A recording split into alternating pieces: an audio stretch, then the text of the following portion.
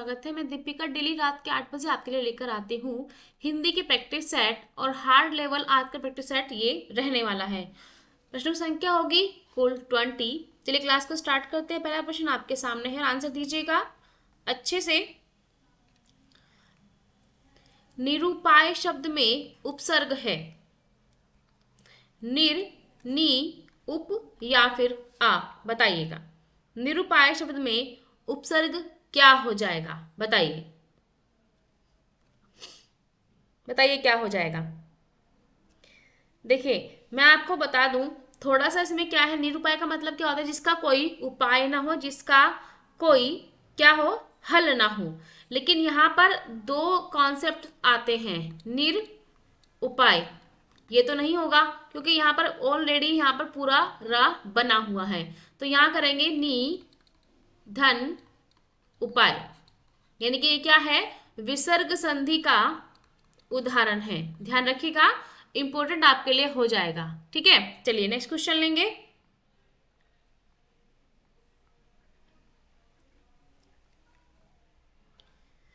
वह धीरे धीरे चलता है। धीरे धीरे कौन सा क्रिया विशेषण है, बताइए। यानी कि ये क्रिया तो है, चलना क्रिया है, धीरे धीरे क्या है, विशेषण है। लेकिन आपको बताना है कि धीरे धीरे कौन सी हो जाएगी, बताइए।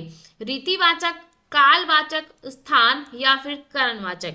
आपको बता दे, तेज दौड़ना, ध्यानपूर्वक पढ़ना और अचानक आ जाना, ये किस में आते हैं, रीतिवाचक, यानी कि उसकी विधि बता रहे हैं, उसकी रीति बता रहे हैं। नेक्स्ट क्वेश्चन लेंगे। क्वेश्चन को कर लेते हैं आगे। नेक्स्ट क्वेश्चन है, जिसमें दया ना हो उसके लिए एक शब्द है। इसके बाद होने वाले हैं आपके हिंदी साहित्य के टॉप 100, अब आपको कीजिएगा टॉप 10 हार्ड क्वेश्चंस। उसके लिए क्या करेंगे, निर्दयी, दयालु, निष्ठुर या फिर कृपालु, बताइए। जिसमें दया ना हो, निर्दयी, दयालु, निष्ठुर या फिर कृपालु, बताइए। अब क्या लगाएंगे इसमें, देखिए उसे निर्दयी भी कहा जाएगा और निष्ठुर दोनों कहा जाएगा। ध्यान रखिएगा, इंपॉर्टेंट है क्योंकि बार बार कभी कभी आ जाता है, दोनों इसमें सही है, निर्दयी भी और निष्ठुर भी। चलिए नेक्स्ट क्वेश्चन लेंगे।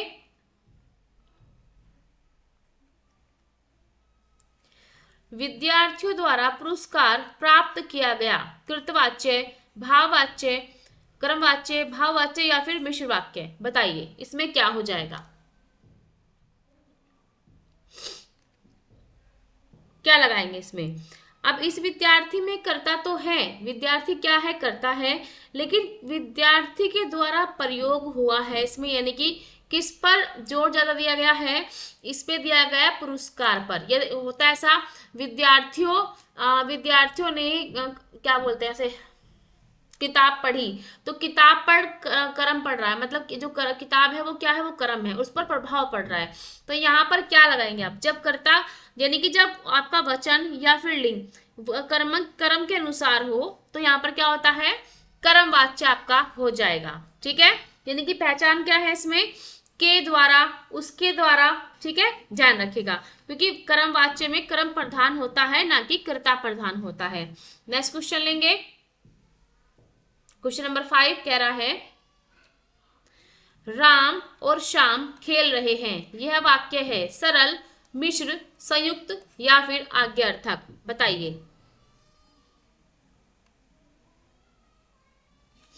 कैसा हो जाएगा, क्यों कैसा है ये वाक्य, ये हो जाएगा आपका संयुक्त।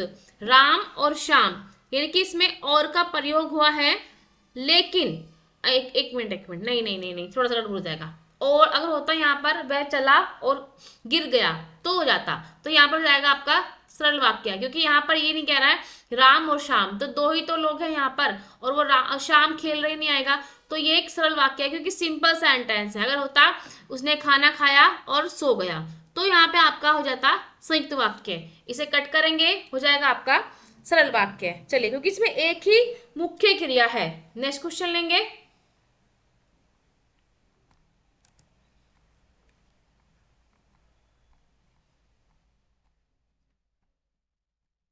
नेक्स्ट क्वेश्चन आपका, बालक शब्द का बहुवचन है, बालको बालकगण, बालके या फिर बालका?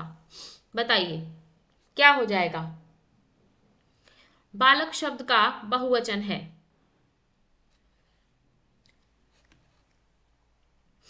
बताइए क्या हो जाएगा?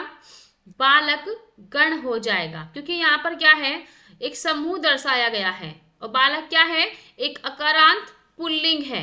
चलिए नेक्स्ट क्वेश्चन लेंगे।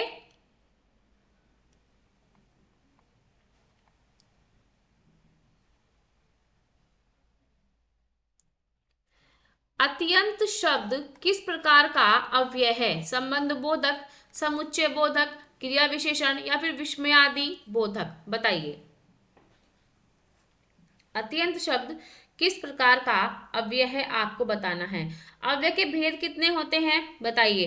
क्रिया विशेषण, संबंध बोधक, समुच्चय बोधक, विस्मयादि बोधक और निपात। निपात कई बार पूछा गया है, जैसे इसमें क्या क्या आता है, इसमें आता है भी, तो, तब, केवल, ही, मात्र, यानी कि बहुत ही जोर देकर इसे बोला जाता है।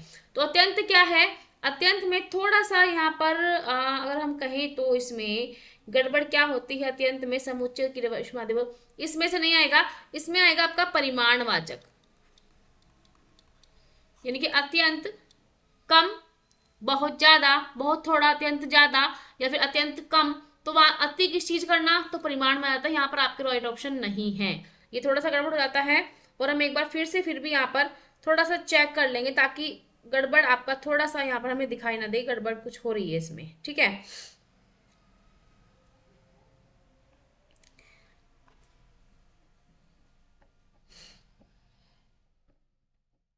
क्योंकि हमें लग रहा है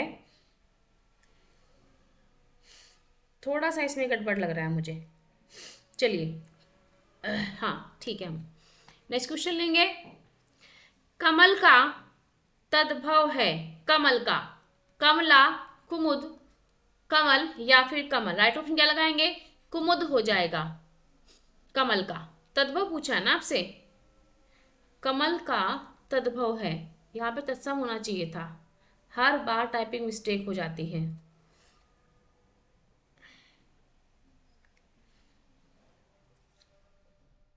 तद्भव रूप है जो, अच्छा हाँ ठीक है ठीक है, तद्भव पूछ रहा है तो यहाँ पर कमल हो जाएगा। कमल तद्भव पूछा है ना, तो कमल हो जाएगा। चलिए ये नहीं होगा, कमल, कुमुद नहीं, कमल हो जाएगा। नेक्स्ट क्वेश्चन लेंगे। जो कभी ना मरे के लिए एक शब्द, अमर, अजर, अमिट या फिर अविनाशी? जो कभी ना मरे क्या हो जाएगा? अमर हो जाएगा। नेक्स्ट क्वेश्चन लेंगे। अमिट, जो कभी ना मिटे। पूछा है राम ने सीता को फल दिया, कौन सा कारक है? संबंध कारक है, संप्रदान है, करण है या फिर अपादान है? आपको पता है सीता को दान देने के योग में कौन सा हो जाएगा? देने वाली विभक्ति यानी कि संप्रदान कारक हो जाएगा। Next question. अब साहित्य का आपका पार्ट चला गया है, चलने वाला है, क्वेश्चन 11 से स्टार्ट हो जाएगा। करते हैं इसे, क्या कह रहा है ये? कामायनी किस काव्य धारा की रचना है? द्विवेद युग, छायावाद, प्रगतिवाद या फिर नई कविता? बताइए कामायनी कौन सा हो जाएगा? छायावाद युग। लेखक कौन? जयशंकर प्रसाद, जो छायावाद के प्रमुख कवि थे। ध्यान रखिएगा, इंपॉर्टेंट है। कामायनी क्या है? एक उपन्यास है। नेक्स्ट क्वेश्चन लेंगे। आंसू काव्य, देखिए आंसू क्या है? काव्य है, यानी कि गीति काव्य है। रचयिता कौन है? कौन हो जाएंगे? सूर्यनंदन पंत, जयशंकर प्रसाद, निराला या फिर महादेव? राइट ऑप्शन क्या लगाएंगे? जयशंकर प्रसाद हो जाएंगे। नेक्स्ट क्वेश्चन लेंगे। गोदान उपन्यास में मुख्य पात्र कौन है? होरी, धनिया, गोबर या फिर सिलिया?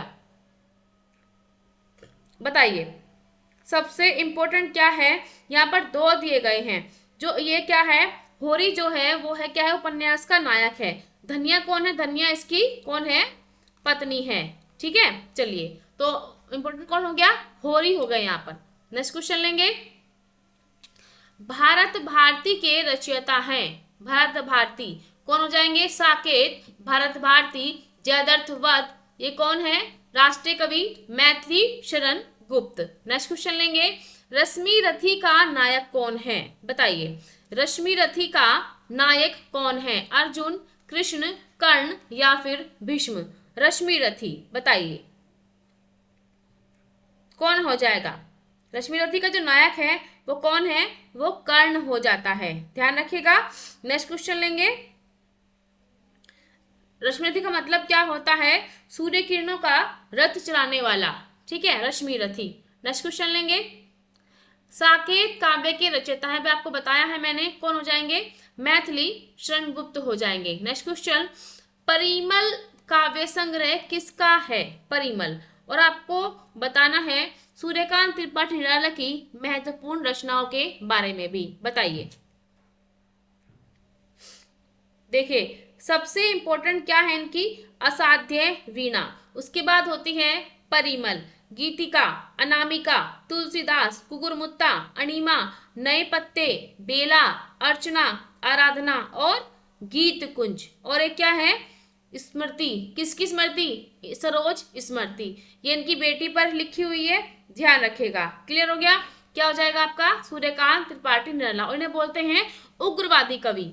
नेक्स्ट क्वेश्चन लेंगे।